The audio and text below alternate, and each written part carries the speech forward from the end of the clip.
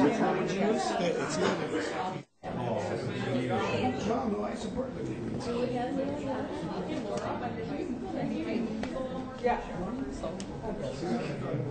I think we're just standing. Come out to the side.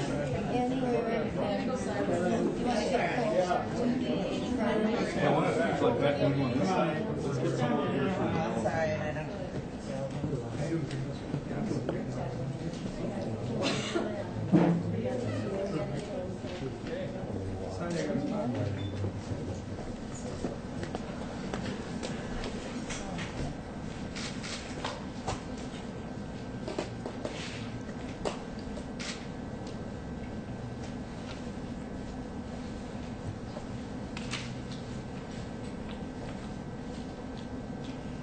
Okay, well, thank you so much for being here. And this is, I think, a very important press conference for many reasons. First of all, because of the actions taken by the Republicans late in the evening going into a holiday weekend that were so egregious. Secondly, because we think we've got a solution to avoiding this from ever happening again. So let me start off by saying that, after all my years in the legislature, I didn't think I could ever be astounded anymore, especially after the last 4 years of what we've been through. And yet this almost knocked me off my chair when I saw, with especially the open records changes and the legislative privilege and the agency-to-agency memos that would be held secret and bill drafting, it's at least a three-headed monster. And it's unbelievable, quite frankly, that in a state like Wisconsin, that anybody would dare bring forward a provision of this sort. As many people have suggested, myself included, I think they're just so drunk with power that they think they can transform this state into any state or any banana republic that they so choose. And it is outrageous, absolutely outrageous, that they believe that the people of this state should not have access to their government, to the actions of their government employees, including the legislators who work for them, and be able to deny us access. And make no mistake about it, it is exactly that kind of access that has been so fruitful to the press, and to the public, and to prosecutors, and to many other people who have utilized these records to find out what outrageous things are going on in their government. We learned through open records request everything from political corruption that occurred in the first John Doe, where 6 people either went to prison or pleaded guilty or had plea bargains, to the fact of the latest revelations of potential corruption and political activity going on at WEDC, to the various changes that they've made in so many other elements of government, such as the mining companies actually writing the bill that they utilized. That was only through having access to LRB records, to other sections of environmental laws that they brought forward that would have certainly, in many cases, already has seriously harmed our environment here in Wisconsin. But then, of course, we had the other elements of the 999 motion that came forward that we have listed over here that were just astounding in so many cases. Wisconsin has the best retirement system in the country, the very best. And it's amazing to me because the governor has even said on many occasions how important that system is. And they continually make efforts through studies and now other kinds of changes that they propose in this 999 motion that would imperil the only fully funded, best in the nation system for retirement. But there are so many other elements that were in here, all of which, with the exception of the 7-day work week, never even had a hearing, never even had a vote. And this practice absolutely has to change. We cannot continue to have, on the heels of a holiday weekend, bringing forward policy that the public's never seen, that they hope to pass through in just the early days of this week to make into law. And, you know, it amazes me that there's not more atonement, that there's not people saying, this was terrible, we're totally against this idea. There's no remorse. There's nobody saying that, you know, I had a part in this. I drafted this, and after thinking about it, this was not right for Wisconsin. And isn't that a sad commentary? The other element that jumps out at all of us is, what are they trying to hide? What are the new documents that are out there that they do not want the public to have access to? Because we clearly think there must be quite a number of them out there.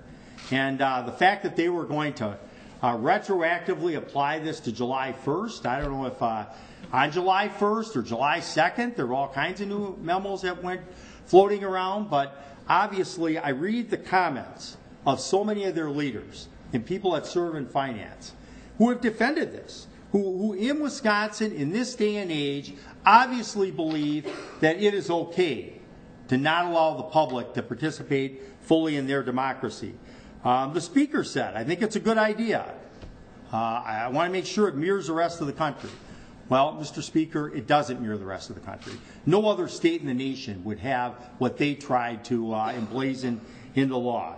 The majority leader said, he said, having everything scrutinized can lead to a chilling effect of people being willing to get their work product done, he said. He believes the changes would allow public officials to have a freer exchange of ideas. Now, I have no doubt he's right about that. What I worry about is what kind of corruption can go on when people believe that nobody can follow it and nobody's watching. But you had other members as well. Amy Loudenbach, who serves on finance, made some comments, saying that she supported it, that we respect the work products and communications leading to the drafting of legislation. You had Dean Knutson, who that night gave some rather detailed comments about why he thought this was a good idea.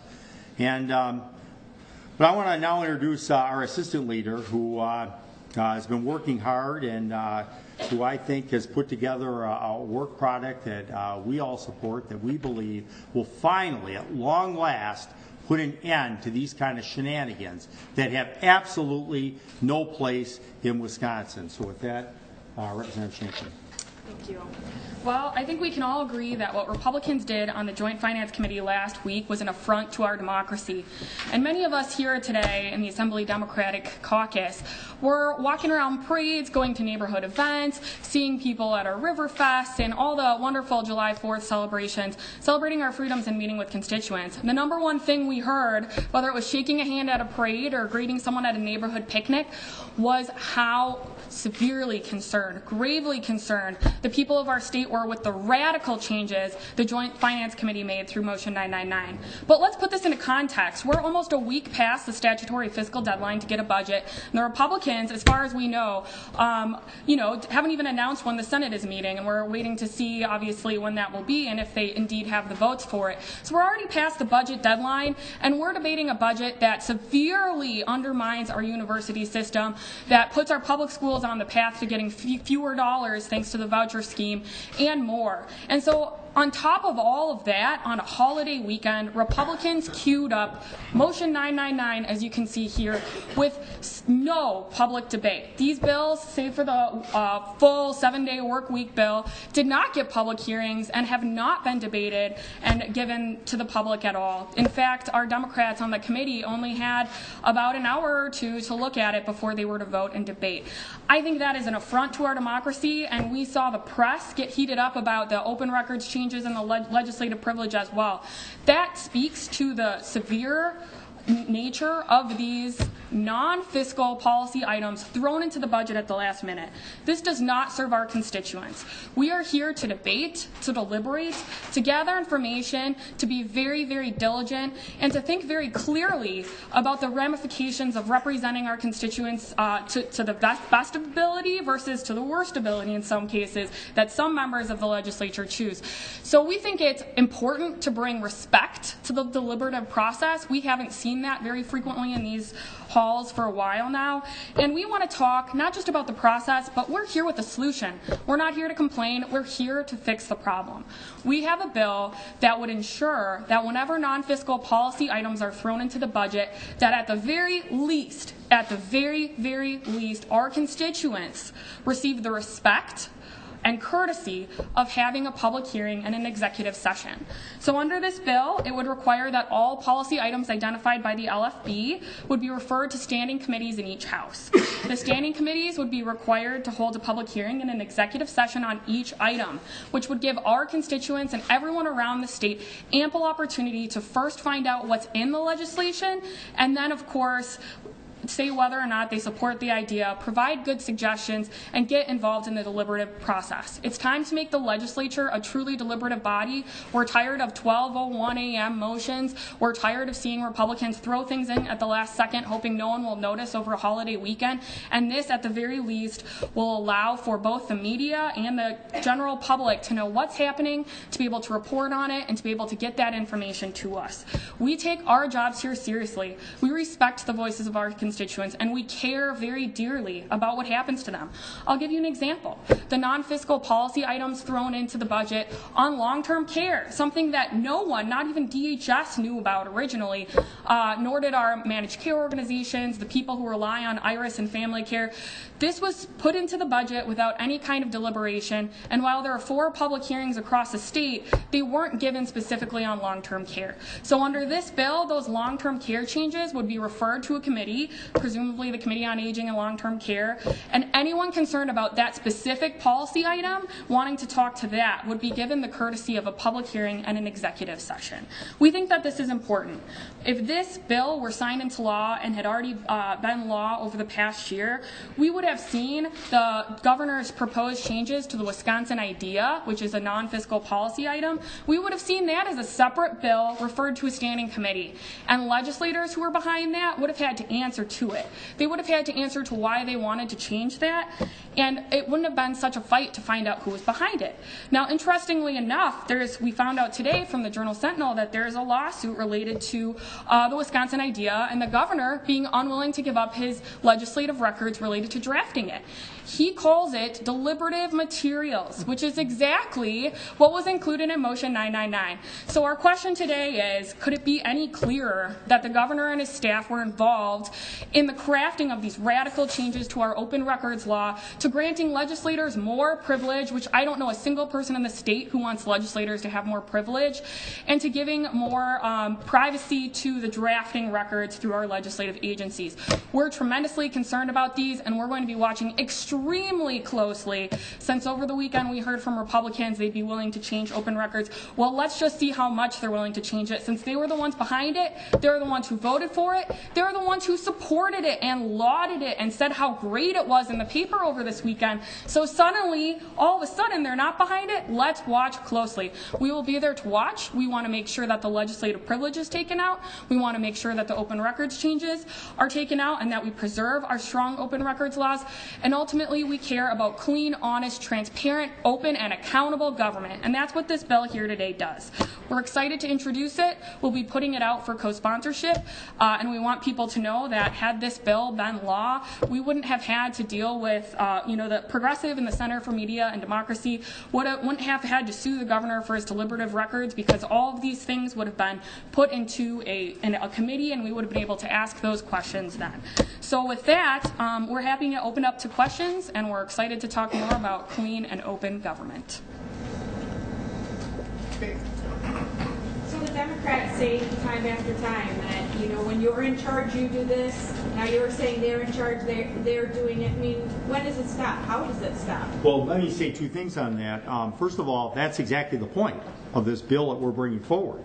No matter who would be in charge in the future, if in fact this provision were brought into law, you would absolutely have to have a public hearing. You would have to have an executive session so that this practice will end. We're more interested not in who did what 5 years ago, 10 years ago, 20 years ago. What can we do over the next year to make sure that this process never happens again, regardless of who is in charge in the majority in this building? I'm a resident from Columbia County voter, and I want to know, please, what is exactly a standing committee? Give me the real particulars of what that is. Okay. Well, a standing committee is part of the usual process for a bill to become law. And the Speaker or the Majority Leader sends them there, whatever bill it may be. It goes through the hearing process. It goes through the amendment process, and it happens in committee. And hopefully in both houses, not just one. And so that's a way for it to come to the full body, as we're going to have happen this week. Those bills that we speak of, or these ideas that are just showing up now, haven't gotten that scrutiny. So is the committee chosen for each issue, or is it there for a while? It gets assigned by the Speaker or the Majority Leader. Whatever the issue is, it goes like to the Education For Committee. that issue. Right, right. Well, and I want to go back to something that was said earlier. I mean, standing here, I heard it for the first time. I couldn't believe it. Having everything scrutinized can lead to a chilling effect of the people being willing to get their work product done.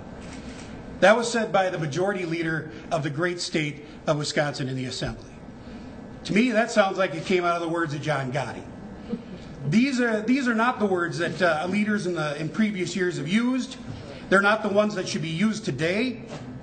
And another thing that sticks in my craw is, where's the remorse for doing these, making these absurd, outlandish requests? It takes a lot of gall to do that. It reminds me of the little boy with a baseball bat in his hand, and there's a broken kitchen window. You're asking him, did you do that? Oh, not me. I don't know who did that. Same thing applies here. They don't want to tell us where some of these ideas came from, especially the open records and legislative privilege ideas that are up here. Where did those come from? That should be an easy answer for them to give. Oh, it came from the governor. Oh, it came from this legislator or that. The fact that we don't have that answer, that question being answered like we should, leads me to believe, and it should lead anyone with half a brain to believe, that they're hiding something. What is this for? They must be up to something. We've learned over and time again that there's always something that they're after, they're trying to hide. And we must, it may come out tomorrow, it may come out 2 weeks from now, but something is being hidden from us and doing everything they can to do it. But where's the remorse, folks? Where's this, where are the legislators? We should be able to say, you know, we shouldn't have done that. Should have thought that one over a little bit more. None of that. They're married to these things. 12 Republicans voted for this stuff. They already took the vote. They didn't just propose it. They voted for it, said it was good for the rest of the state. Absurd. We should be outraged. We need more answers. Thank you. On the bill, there are lots of bills get proposed and get referred to committees and don't get heard. So I guess there would still be a record. Yeah. How can you require it for this just because it's a policy issue? So this would be just like an assembly rule, or just like the requirement in state statute that the budget be passed by June 30th, right? The language is shall have a public hearing and an executive session. So if they want to comply with what the state statute says, that is what is required. It isn't an option. And we are pleased with this. We're ready to work with our colleagues on the other side of the aisle to pass this law, and we hope that bill into law, and we hope that they will, because this will bring transparency back to public policy making, and we want to see real public policy making, not people coming in at the last second and obfuscating and throwing in non-fiscal policy items into the budget when our constituents have yet to find out about some of these things in Motion 999. Any other questions? Well, thank you Thank for you being all so here. much. Thank you.